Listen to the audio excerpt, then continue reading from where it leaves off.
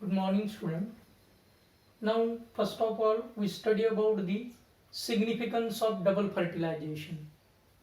First significance is that it is the characteristic feature of angiosperm. हे एंजियोस्पर्मचं वैशिष्ट्य, हा angiosperm की speciality है, gymnosperm में देखने को नहीं मिलता है। दूसरा फीचर है the diploid zygote develop into embryo which is constituently develop into new plant. जो डिप्लॉयड कंडीशन रहती है मियोसिस के दौरान आधे आधे होते हैं, वही फर्टिलाइजेशन के दौरान डबल हो जाते हैं और वो डिप्लॉयड किए वाली कंडीशन रिस्टोर होके उससे प्लांट बनता है। ये दूसरा सिग्निफिकेंस। तीसरा, पेन प्री एंडोस्पर्मिक न्यूक्लियस, इससे न्यूट्रिटिव फूड माने तो नरिशमेंट बनती है एम्ब्रियो के लिए। ये एक बहुत बड़ी स्पेशलिटी है। क्या नाम बताया मैंने? पेन, जो न्यूट्रिटिव फूड या टिश्यू को न्यूट्रिएंट्स प्रोवाइड कर रहा है।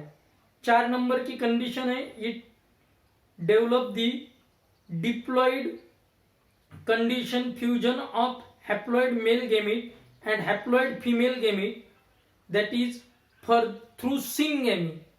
ये तो कंडीशन पहले ही बता दी है, डिप्लॉयड कंडीशन रिस्टोर हो रही। ये रिस्टोर होना जरूरी है क्योंकि एक मेल गेमेट का हैप्लॉयड यंग और एक फीमेल गेमेट का यंग दोनों मिलके आगे जा रहे हैं, दोनों मिल रहे हैं। ये एक बहुत बड़ी स्पेशलिटी है। माने तो दो पेरेंट के कैरेक्टर का मिक्सिंग यहाँ पे बताया जाता है। ये सिग्निफिकन्स खूप मोठं महत्व आहे याला। सिग्निफिकन्स म्हणजे महत्व। और आखिरी का it also avoid the polyembryony, एक से ज्यादा एम्ब्रियो बनने से अवॉइड कर दिया जाता है, दूर रखे जाता है। इसके बाद सिग्निफिकेंस फर्टिलाइजेशन के कंप्लीट करने के बाद हम एंडोस्पर्म की डेवलपमेंट पढ़ेंगे और उसके बाद पढ़ेंगे हम क्या? डेवलपमेंट ऑफ एम्ब्रियो और डेवलपमेंट ऑफ न्यू प्लांट। दूसरे बार वर्ड में देखे जाए, पहले डेवलपमेंट ऑफ एंडोस्पर्म। आपने अच्छी तरह से देखा होगा, एक ऐसा एम्ब्रियो सैक था, 3 एंटीपोडल थे, बीच में पोलर न्यूक्लिया था, नीचे एक एपरेटस सिनर्जिट, एक एपरेटस के साथ यहाँ पे एक मेल गेमिट इसको फ्यूज हुआ था, एक मेल गेमिट इसको फ्यूज हुआ था। इसको फ्यूज हुआ था, इसका बनेगा जाइगोट। क्या बनेगा इसका? जाइगोट, टॉयसिन। ये तो पहले ही डीजनरेट करवा दी। किसने डीजनरेट करवा दी? याद होगा तो ट्यूब न्यूक्लियस ने। ये तीनों भी डीजनरेट हो जाते हैं, डिमोलिश होते, एबॉलिश होते, डिसॉल्व होते, जो बोलना है बोलिए। ये एक मेल गेमिट इसके साथ फ्यूज हो गया, ये एक मेल गेमिट इसके साथ फ्यूज हो गया, ये 1 2 3 थ्राइसियन बन गया और ये ट्वाइसियन। इसके बाद ये भी सेल डिसॉल्व हो जाते। अब ये इतनी ही बचे। इसका नाम देंगे हम पेन और इसका नाम देंगे जाइगोट। क्या नाम बताया इसका? पेन और इसका नाम zygote. What happening this zygote. अब मैं इसकी आगे की स्टेज बता रहा हूं। ये एम्ब्रियोस है का, इसके अंदर का ये ट्रिप्लॉइड न्यूक्लियस, जिसको हम यहाँ पे 3 न्यूक्लियस में यहाँ पे बता रहा हूं, इन तीनों को अब मिक्स कर दे रहा हूं, एक ही बना दिया थ्राइसियन वाला पेन। पेन का नाम pre endospermic nucleus. This pre endospermic nucleus and zygote is the speciality of initial embryo sac. अब ये इनिशियल एम्ब्रियो सैक जो जाइगोट की बनी, और ये सब काय की इसमें है रे? अगर आपको अच्छी तरह से याद होगा तो ये ऐसा ऐसा ऐसा मैंने ओहुल निकाल के बताया था, याद होगा तो। क्लियर हुआ क्या? अब ये सब ओहुल के अंदर है, ये आपको समझना पड़ेगा, ये आपको ध्यान में लेना पड़ेगा। ठीक है? काय के अंदर है? ओहुल के अंदर। ये ओहुल निकाल दे रहा हूं, समझने के लिए ओहुल निकाला था। अब आगे की स्टेज लेते हैं। ये endosperm, if this triploid nucleus और pre endospermic nucleus undergoes rapid mitotic division, then many nuclei are formed inside this embryo sac. या एम्ब्रियो सॅक मध्ये भरपूर न्यूक्लियस जमा होते, but every nucleus is triploid one. Every nucleus is triploid in. इसको बोलते हैं कौन से टाइप का एंडोस्पर्म? सेल्यूलर. व्हाट है name? Cellular endosperm. Cellular endosperm. ये नरियल में देखने को मिलता है. अगर आप नरियल का पानी माइक्रोस्कोप के नीचे लेंगे तो आपको ये एक बहुत सारे दाने दाने उसमें दिखेंगे. हर दाना या हर डॉट उसमें का एक ट्रिप्लॉइड न्यूक्लियस है. कैसा न्यूक्लियस है? ट्रिप्लॉइड न्यूक्लियस है. और दूसरा जो डेवलपमेंट है वो किस टाइप की, ये देख लीजिए. ये एम्ब्रियो सैक, यहाँ का ये जायगोट, ये इसके बाद ये एक ट्रिप्लॉइड, ये 2, ये 3, ये 4, ये 5, 6, 7, 8, 9, 10. अब इसमें न्यूक्लियस नहीं हो रहे हैं. हर न्यूक्लियस को एक कवर आ रहा है, माने तो सेल बन रही है. किस में नहीं बनी थी सेल? कोकोनट की इसमें नहीं बनी थी. उसको क्या बताया हमने? Nuclear endosperm. इसमें हर न्यूक्लियस को एक सेल वॉल डेवलप हो रही है. In this type of development, every nucleus surrounded itself by this cell wall, and such type of endosperm is called cellular endosperm. It is a nuclear endosperm. It is a nuclear.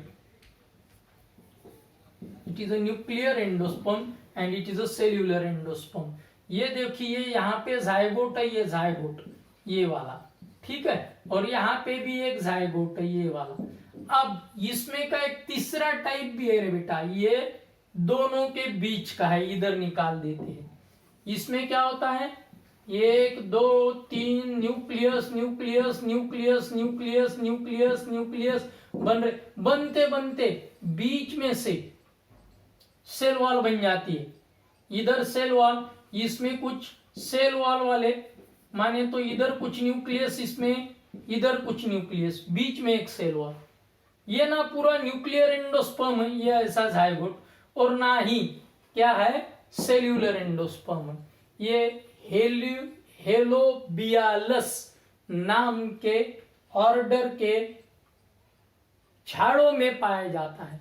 हेलोबिएसी family बोलो या हेलोबियालस बोलो, इस order में ये देखने को मिलता है. ये दोनों के बीच का है, ना टोटल न्यूक्लियर ना पूरा टोटल क्या सेल्यूलर टाइप का. सेल्यूलर टाइप का कैप्सेला बर्सा पास्टेरिस इसमें पाया जाता है. न्यूक्लियर टाइप का कोकस नुसीफेरा, माने तो कोकोनट में पाया जाता है. और इसमें जो हेलोबियल है, ये मैंने आपको पहले ही बताया, ये एक स्पेशल ऑर्डर ही है झाड़ों की जिनमें ये देखने को मिलता है. काय में? हेलोबियल टाइप की इसमें. और चौथा टाइप है, मगर इसमें एक्चुअली जो एंडोस्पर्म है या इसे यही मगर ये हेलोबियल का नहीं. इसमें क्या होता है? ये ऊपर के अलग कलर के न्यूक्लियस और नीचे के अलग कलर के, 2 अलग कलर के न्यूक्लियस आ जाते हैं, डिफरेंशिएट होते हैं. नीचे वालों को ज्यादा खाना मिल रहा है तो सफेद वाले, क्लियर हुआ क्या? और ऊपर के कम खाना मिल रहा है तो क्या? वो होते हैं ट्रांसपेरेंट कलर के. क्लियर हुआ क्या? इस टाइप की कंडीशन. और इस वजह से कर्नेल में आपको 2 टाइप का एंडोस्पर्म देखने को मिलेगा. क्लियर हुआ क्या? 2 कलर वाला, टाइप 2 नहीं है, 2 कलर वाला एंडोस्पर्म, उसको मोजाइक एंडोस्पर्म बोलते हैं. क्या नाम बताया मैंने? मोजाइक. अब हम एंडोस्पर्म के 3 टाइप देखेंगे. कौन से 3 टाइप? एक टाइप हमने बताया कौन सा? Nuclear endosperm. दूसरा कौन सा बताया? Cellular endosperm. तीसरा कौन सा बताया? हेलोबियल. और चौथा इंटरेस्टिंग है, वो टाइप नहीं है मगर उसमें 2 अलग अलग क्या होते हैं? कलर आ जाते हैं. उसको हम मोजाइक टाइप का एंडोस्पर्म बोलते हैं. ध्यान रहे तो बहुत अच्छी बात है. पहला endosperm nuclear type. What happening? The triploid primary endospermic nuclei undergoes rapid mitotic division resulted in the formation of many nucleus inside the embryo sac. This embryo sac possesses many nucleus and all the nucleus are of triploid type, while the zygote will be present at the base of embryo sac. Such type of embryo sac or such type of endosperm is called as nuclear type of endosperm development. Only nucleus will be embedded in the embryo sac and there is no cell formation. While in the second type of endosperm development, what happening? Nucleus form and then around the nucleus again cell wall get constructed. As the cell wall get constructed, again mitosis takes place and one more nucleus will be formed which again reconstruct the cell wall around him. So it is the cellular type of endosperm, Capsella bursa pasteris, and this is Coccus nucifera. And there is an intermediate endosperm formation also that is found in Halobialus order. This Halobialus order, in this type, first of all what happening? This primary endospermic nucleus undergoes mitosis division. Later on, at some stages, cell wall formation takes place. And after the cell wall formation, again upper and lower side, there is a nuclear division. Means there is no clarify about the cellular or nuclear endosperm. It is intermediate. So it is a connecting link. Halobialus is a connecting link between the cellular and nuclear endosperm. Nuclear endosperm is advanced one, while cellular endosperm is a primitive one. Are you getting me? This is the connecting link in which intermediate stage will be obtained. First of all, nucleus undergoes mitosis division without cell wall formation. That is only karyokinesis takes place and cytokinesis not takes place. But after the some stage, again cytokinesis takes place. So cell wall formation takes place. But that cell wall formation not continue. It is takes place in some cell only, not in all the cell. So this type of endosperm development found in Halobialus order, so called as halobial endosperm. And in fourth type, actually it is not the type, it is the specific development of nuclear endosperm in which upper nucleus is transparent due to the less absorption of food material and the lower nucleus absorb more food material, so become white in color. So this type of endosperm development is called mosaic endosperm development and it is found in kernel. म्हणजे मक्यात जे popcorn खाता का नाही तुम्ही, ते फुटल्यानंतर जे पांढरं निघते ना, तो पार्ट जो असते तो आला का लक्षात? हे ज्वारीतही असते, पण ज्वारीत पांढरा पार्ट पूर्ण जास्ती मॅक्झिमम असते. गव्हात ट्रान्सपरंट पार्ट जास्ती असते आणि म्हणूनच या गव्हाला चांगलं भिजू घालून काय करतात, त्याच्या कुरड्या बनवतात चिकाच्या. तो चीक निघते, तो ट्रान्सपरंट आहे. साबुदाणा जो आहे तो कशाचा आहे? तो सरळ रूट पासून बनलेला आहे, तो सीड पासून बनलेला नाही. त्याच्यानंतर त्याच्यात पूर्णच काय येते? ट्रान्सपरंट पार्ट येते. हा ट्रान्सपरंट पार्ट म्हणजेच ग्लुकोजचा पॉलिमर. आठवत असेल तर स्टार्च आठवते का? कारण तो मोनोसॅकॅराइड ग्लुकोज आणि पॉलिसॅकॅराइड स्टार्च, हे स्टार्च आहे, याच्यातही स्टार्च. आता याच्यानंतर याच्या पुढचे सीड कसे बनतात ते पाहू आपण. काय कसे बनतात? सीड. अगर यहाँ तक क्लियर हो गया होगा तो मैंने एंडोस्पर्म के 3 टाइप बताया. बोलो कौन से? एक क्या बताया? न्यूक्लियर एंडोस्पर्म कोकोनट में पाया जाता है. सर्व जे काही अंदरचं पाणी असते ते न्यूक्लियर एंडोस्पर्म आहे. दुसरं कोणचं? सेल्युलर. हा कॅप्सेला बर्सा पेस्टेरिस मध्ये सापड़ते. आपके इसमें सिर्फ कैप्सेला नाम दिया है, डिटेल नाम नहीं दिया है. ठीक है, ये मैक्सिमम इसमें देखने को मिलता है. एंजियोस्पर्म के डाइकॉट में यही देखने को मिलता है. कौन सा? Cellular endosperm. मोनोकॉट में कौन सा मिलता है? Nuclear endosperm. और ये एक तीसरी फैमिली है, ये दोनों के बीच में की है, इसको हेलोबियल एंडोस्पर्म बोलते हैं. इसमें ना पूरा न्यूक्लियर है ना पूरा सेल्युलर है, कुछ सेल बनी भी है और कुछ न्यूक्लियस भी खुले पड़े वाले हैं. क्लियर हुआ क्या? ऐसी कंडीशन. एंडोस्पर्म 3 टाइप के क्लियर हुआ, nuclear, helobial and cellular. Cellular is the primitive type, nuclear is the advanced type, and the connecting between these two endosperm is a halobial type, while mosaic endosperm found in kernel. In this type, it is not the type, actually it is the specific endosperm which is developed during the nucleus formation. The some part of this endosperm become dark in color while some part become transparent in color. That type of endosperm is called as kernel endosperm or mosaic endosperm. kernel, corn अच्छी तरह से मालूम है, popcorn जो सफेद colour के एकदम फूल जाते हैं, क्लियर हुआ क्या, एकदम से फूल जाते हैं क्योंकि आप जब उसको हीट करते हैं, किसको हीट करते हैं, त्या पॉपकॉर्नला गरम करता तुम्ही, प्रेशर कुकर म्हणा, कढई म्हणा, कशातही म्हणा, तेव्हा त्यातला जो क्रिस्टलाइन वॉटर असते, वॉटरचे वेगवेगळे प्रकार आहेत, त्या क्रिस्टलाइन वॉटर असते तो निघून जाते, असाच ॲलम मध्ये निघून जाते. तुरटीची सुद्धा लाही फुटते. कशाची लाही, त्रुटीची, लक्षात ठेव जा. क्लियर झालं का. वैसी टाइप का इसमें एकदम वो क्या होता है सेल्यूलर, उसमें का क्रिस्टलाइन वाटर निकल जाता है. क्रिस्टलाइन वाटर निकलने के बाद वो एमोर्फस बन जाता है, पूरा फूल जाता है. ये कंडीशन, ये किसी एक आधे टीचर को पूछेंगे तो आधे मिलाएंगे. ठीक है. अब ये हो गए हमारे 3 टाइप काय के, एंडोस्पर्म फॉर्मेशन के. काय के टाइप हो गए, एंडोस्पर्म फॉर्मेशन के. अब हम एम्ब्रियोनिक डेवलपमेंट पढ़ेंगे.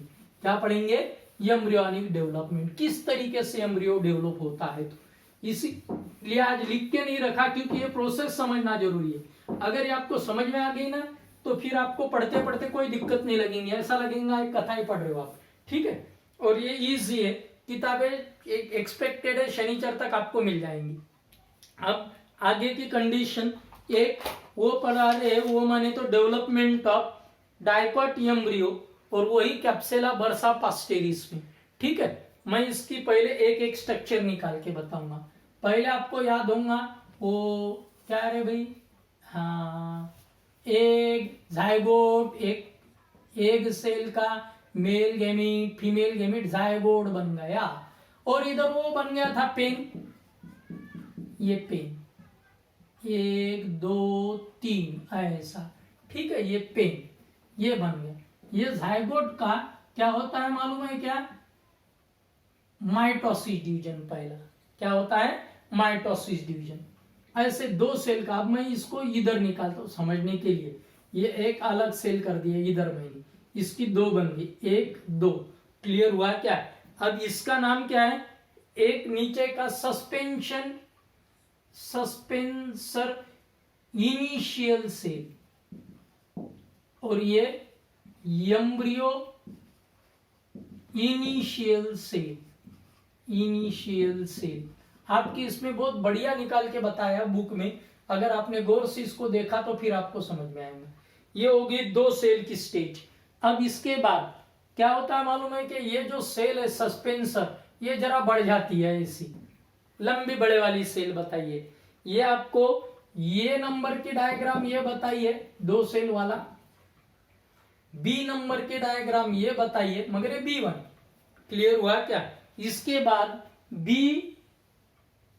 B1 इधर बताया है, एक ये B, ये B1, और हम किसको क्या करेंगे, ये सेल को और लंबा करेंगे ऐसा, और ये ऐसा, ये ऐसा. ये एम्ब्रियो, ये नीचे दूसरी सेल, और ये एक सस्पेंसर सेल. कौन सी सेल, सस्पेंसर सेल. तो सस्पेंसर सेल के यहां पे क्या होते हैं, 1 के 2 सेल होते हैं, ये 1 ये 2 सस्पेंसर सेल. क्लियर हुआ क्या, क्या हो गए, 1 और 2, मगर ये खड़े हो मैंने आड़े हो गए. और वही अभी इसका माइटोसिस डिवीजन होता है, ये 1 के 2 माने तो पहले जायगोट के 1 के 2 सेल तैयार होगी, फिर उसके बाद सस्पेंसर सेल का आड़ा division transverse, and here embryonic cell, embryonic initial cell divide longitudinally to form a 2 cell structure. Is it clear? अब इसी को हम और आगे लेके जाएंगे C में. ये हो गया B, ये B1.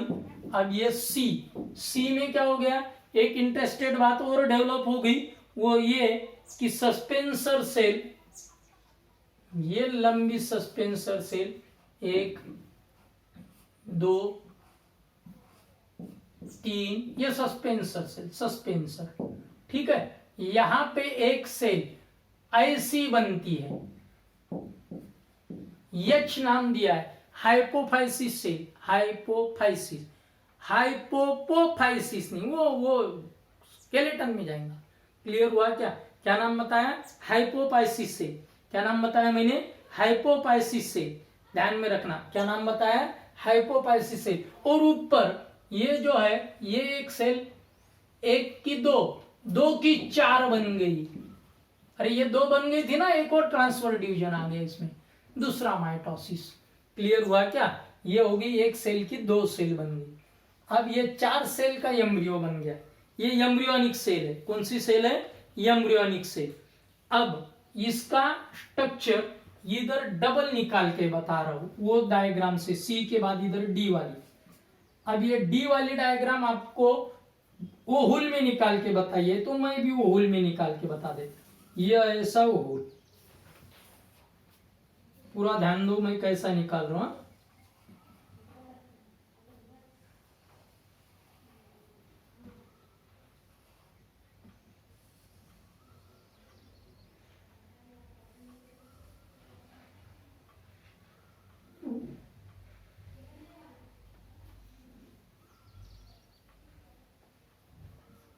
ये ओहुल, इसके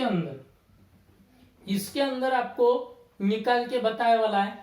और ये जो हॉस्टोरिया है ना, ये हॉस्टोरिया, ये इधर, ये कौन? हाइपोफाइसिस, 1 2, ये हाइपोफाइसिस वाली सेल, ये यहां पे ऐसी। और ये हो गया एम्ब्रियो प्रॉपर। अब ये 4 सेल का नहीं, ये 8 सेल का हो गया। एक और बीच में से सेल वॉल तैयार हो गई, 4 इधर की 4 उधर की। मैं कुछ 4 इधर की 4 उधर की बताते नहीं आएंगे, तो भी मैं थोड़ा सा एक 3 डायमेंशन वाला बता देता हूं। क्लियर हुआ कि ये देखो ऐसा।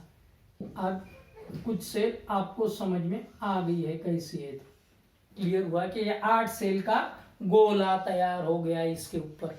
किसके ऊपर? ये डंडी के ऊपर गोला तैयार हो गया, जिसका नाम हमने सस्पेंसर दिया। अब ये 8 सेल की मैं थोड़ी सी और जरा मरम्मत कर देता हूं, इसको बाहर निकालता हूं समझने के लिए। ये सस्पेंसर, ये हाइपोफाइसिस, ये हो गया है वो गोला। सिर्फ इस गोले को एक स्पेशलिटी, थोड़ा ये गोला ऐसा फैल जाता, ऐसा, ये ऐसा फैल गया गोला, ये ऐसा, ये सेल का गोला बन गया ऊपर।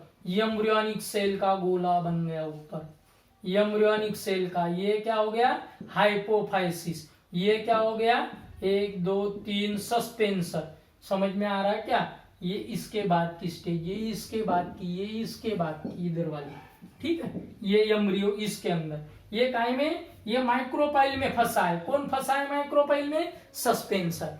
कौन फंसा है माइक्रोपाइल में? सस्पेंसर। अब इसके बाद और आगे की स्टेज, ये गोला ऐसा हो गया, हार्ट शेप एम्ब्रियो। कौन सा एम्ब्रियो? हार्ट शेप, ये ऐसा। अब ये क्या बन गया रे भाई? ये हो गया हाइपोफाइसिस। ये क्या हो गया? एम्ब्रियो। और ये हार्ट शेप एम्ब्रियो को जरा हम और अच्छी तरह से निकालते, ऐसा। ठीक है, ये ऐसा बन, ये यहां पे बनेगा प्ल्यूम्यूल। कोणाचं मूल? झाड़ाचं मूल। और ये 2 बन गए, बड़े वाली ये जो है, ये अब और आगे बढ़ा देते हैं, ये सस्पेंसर, इसको और आगे बढ़ा देते हैं। ऑस्टोरिया, ये सस्पेंसर, ये बढ़ा दिया हमने सस्पेंसर को, इसको बढ़ा देते, ये लो ऐसा कर दिया, ये ऐसा, ये ऐसा। जरा ये ज्यादा बढ़ाया, लंबे बना दिए, समझ में आया क्या? बोलो। ये निकाल के अगर पहले से रखा होता तो देर विल बी गड़बड़, समझ में नहीं आता था। अब ये 2 बन गई कॉटिलिडॉन। क्या बन गई? कॉटिलिडॉन। और ये कॉटिलिडॉन मैं अभी यहाँ पे बना रहा हूं। ठीक है, जान दो यार, इसको अपन यहाँ पे रख करके इधर बना देते हैं। ठीक है, ये क्वार्टिलिडॉन यहाँ पे बना देते हैं अपन। ये 2 सेल वाली स्टेज तो आपको इजीली समझ में आ गई। अब ये कंडीशन, यही पार्ट आगे का थोड़ा ऊपर लेते हैं यहाँ पे समझने के लिए, ठीक है, ताकि अच्छी तरह से ध्यान में आए। अब ये कंडीशन आपको बता देते हैं कि किस तरीके से होता है। ये हो गया क्या, फ्यूनिकल, ये वो होल बराबर आनी चाहिए, क्लियर दिखनी चाहिए। ये फ्यूनिकल, ये वो होल, ये वो होल, ये उसके इंटेगुमेंट, इसके अंदर ये सस्पेंसर,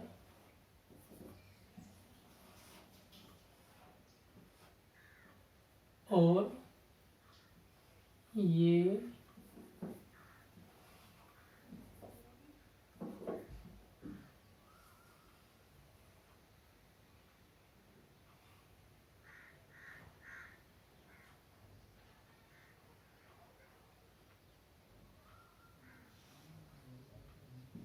प्लूम्यूल, ये सस्पेंसर। अब इससे बनेगा ये रेडिकल, ये हाइपोफाइसिस, ये प्लूम्यूल, ये रेडिकल, ये कॉटिलिडॉन। इसमें जो एंडोस्पर्म था, क्योंकि ये इसमें एंडोस्पर्म फैला है ना, ऐसा ऐसा ऐसा, याद आ रहा है क्या भाई एंडोस्पर्म काय में था, ये पेन, ये तो जायगोट है, ये जायगोट ऐसा नीचे डेवलप हो रहा है और ये ऊपर ऐसा उसके अंदर डेवलप हो। ये एंडोस्पर्म को ये कॉटिलिडॉन पूरी सोख लेती है पूरी, और फिर कॉटिलिडॉन को सोखने के बाद आगे की स्टेज आती है कौन सी, इस टाइप का। ये देखो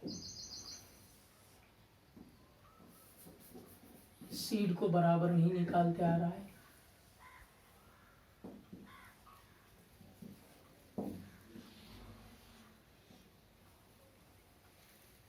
ये सस्पेंसर, ये ऐसी कंडीशन, और ये पूरा फैल गया, ये पूरे एम्ब्रियो में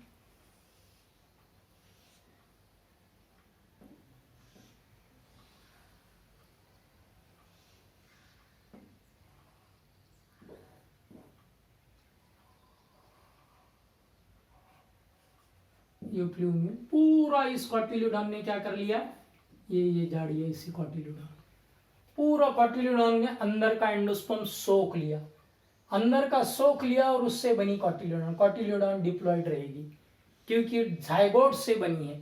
एंडोस्पर्म ट्रिप्लॉइड था, ट्रिप्लॉइड एंडोस्पर्म को पूरा सोख लिया, और इस टाइप के सीड को क्या नाम देते हैं, इस टाइप के सीड को नॉन एंडोस्पर्मिक, और ये देखने को मिलता है काय में, डाइकॉट में। अब यही कॉटिलिडॉन मैं ऐसी निकाल के बता रहा हूं, ये ऐसी कॉटिलिडॉन है, ये है प्लूम्यूल, ये है रेडिकल, ये कॉटिलिडॉन, ये कॉटिलिडॉन, ये ऐसी और ऐसी थी वैसी, ये यहाँ पे मिले वाली, ये यहाँ पे मिले, और ये हो गया पूरा सीड रे भाई।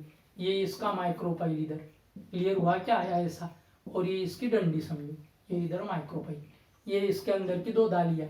फल्ली का दाना आपने ऐसा ही देखा है, जरा सिर्फ और सही तरीके से निकाल देते हैं ताकि और अच्छी तरह से आपको समझ में आए। क्लियर हुआ क्या, ये ऐसा फल्ली का दाना आपको देखने को मिलेगा। क्लियर हुआ क्या, ये हो गया एंडोस्पर्मिक सीड। कौन सा हो गया, सॉरी नॉन एंडोस्पर्मिक सीड की, जिसके कॉटिलिडॉन ने, दालियों ने आजू बाजू का पूरा एंडोस्पर्म सोख लिया। यही कंडीशन अगर हम मोनोकॉट के बारे में लेंगे तो वैसी बिल्कुल डेवलपमेंट वैसी, सिर्फ एक है कि यहाँ पे एम्ब्रियो जो बनते जा रहा है बिल्कुल वैसे ही, सिर्फ यहाँ पे बीच में स्पेस डेवलप होने के बजाय ये एक टाइप का ऐसी कंडीशन डेवलप होती है जायगोट बराबर, और वो पूरा एक नरियल। एक काम करना पड़ेगा आपको, इसमें निकाल के ही बताना पड़ेगा क्योंकि बहुत ही सिंपल तरीका दिए वाला है। पहले तो एक जायगोट बन गया, जायगोट का 2 सेल वाला स्ट्रक्चर, 1 सेल 2 सेल, ये बिल्कुल वैसा के वैसा ही। नीचे अब 1 सेल ऊपर की, और नीचे की जो 2 सेल है वो 2 सेल को एक आड़ा और एक खड़ा ऐसा डिवीजन मिलता है। ये काय का हो रहा है, एम्ब्रियो का, काय में, मोनोकॉट में, काय में हो रहा है ये, मोनोकॉट में। इसलिए आगे की कंडीशन ध्यान में रखना है, मोनोकॉट में आ गया, 2 सेल का स्ट्रक्चर, 2 सेल के बाद इसका और डिवीजन हो गया, ये ऐसी जारी बढ़ते बढ़ते, ये ऐसी जारी बढ़ते बढ़ते, क्लियर हुआ क्या? बढ़ने के बाद इसका पूरा ऐसा एम्ब्रियो बन जाता है, ऐसा सेल, माइटोसिस में डिवीजन हो रहे सेल का पूरा गोला तैयार हो गया। और ये गोला जो बन गया, इस गोले ने ऊपर सस्पेंसर कर दिया, ये सस्पेंसर, और नीचे क्या बना दिया, एम्ब्रियो। ये हो गया एम्ब्रियो का नीचे का पार्ट। बीच में का जो है ये रेडिकल, क्लियर हुआ क्या, रेडिकल। इसके बाद इसके आगे यह है हाइपोकॉटिल, उसमें एक एक्स्ट्रा पार्ट आता है, कौन सा, हाइपोकॉटिल। इसके बाद इसको एक ऐसा क्या आता है, एक फोल्ड डेवलप होती है, ये हो गया प्ल्यूम्यूल।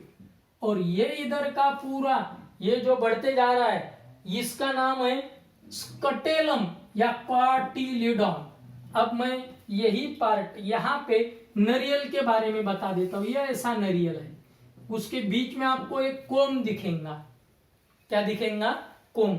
पाहिलं का नारळाच्या पाण्यात, तुम्हाला नारळाच्या फोडल्यावर एखाद्या वेळेस कोंब निघते, अरे प्रत्येक दौलात निघते लहानसा कोंब, तो म्हणजे झायगोट।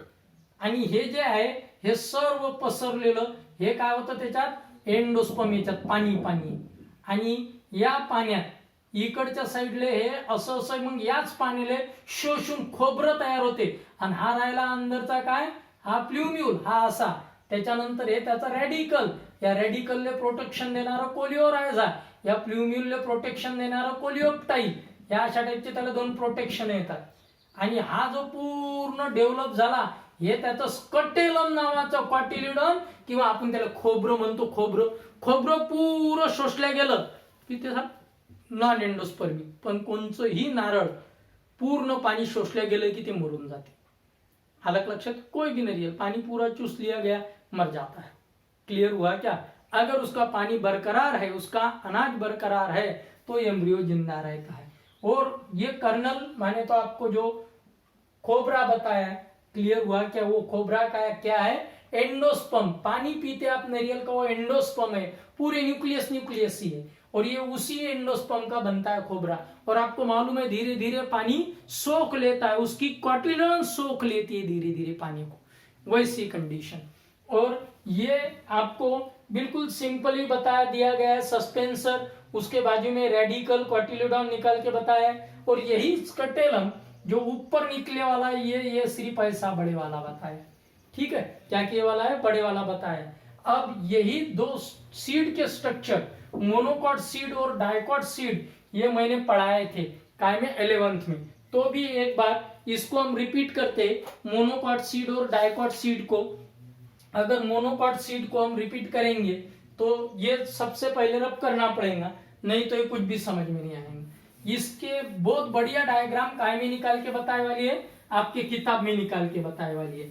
मैंने सिर्फ आपको प्रोसीजर समझाई है कि किस तरीके से बनते हैं ये मोनोकॉट सीड और डाइकॉट सीड।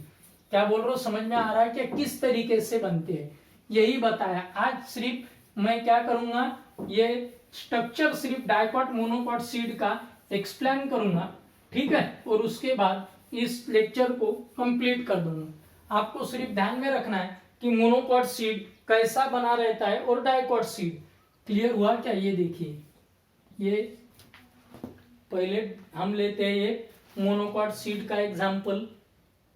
मोनोकॉट सीड और डाइकॉट सीड में पहले मोनोकॉट सीड का एग्जाम्पल। अरे यार, इसके इंक खत्म हो गई, हम नेक्स्ट लेक्चर में इसको कंटिन्यू करेंगे, ठीक है, आज के लिए इतना काफी है।